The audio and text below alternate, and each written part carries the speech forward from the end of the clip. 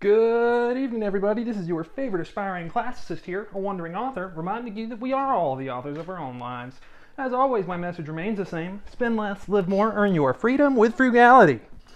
And today, we're going to ask a very important question. What is love? No, I'm not going to sing the whole thing. But it is actually an important question, and Aristotle does ask it. So remember, yesterday we started Book 8 of Aristotle's Nicomachean Ethics, and Book 8 is all about friendship, relationships, and how they work, basically. So the first chapter, which is what we covered yesterday, he sets us up by asking a bunch of questions, and he goes on in chapter 2 and says, perhaps the answer to these questions will appear if we ascertain what sort of things arouse liking or love. It seems that not everything is loved, but only what is lovable. I like that quote.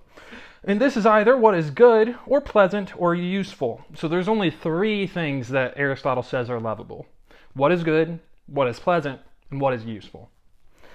But useful may be taken to mean productive of some good or of pleasure, so that the class of lovable things lovable as ends is reduced to the good and the pleasant. So there's two classes of lovable things, the good and the pleasant. Then, do men like what is really good or what is good for them? For sometimes the two may be at variance. That's very true. What is good in general and what is good for yourself, those may not necessarily be the same thing. In fact, they could be in conflict with each other. Now it appears that each person loves what is good for himself, and that while what is really good is lovable absolutely, what is good for a particular person is lovable for that person. Further, each person loves not what is really good for himself, but what appears to him to be so. However, this will not affect our arguments, for lovable will mean what appears lovable. There being then three motives of love, the term friendship is not applied to love for inanimate objects. Sorry about the pronunciation there. Inanimate objects, like things that are not alive. Since here there is no return of affection, and also no wish for the good of the object. For instance, it would be ridiculous to wish well to a bottle of wine. I agree. To be like, hey man, I hope you do good to a bottle of wine would be a little weird. Whereas we are told that we ought to wish our friend well for his own sake. But persons who wish another good for his own sake, if the feeling is not reciprocated, are merely said to feel goodwill for him. Only when mutual is such goodwill termed friendship. So, for something to be an actual friendship, there needs to be, both people need to care about each other. Aristotle likes using the word goodwill and affection, but you could also substitute care. And perhaps we should add the qualification that the feeling of goodwill must be known to its object.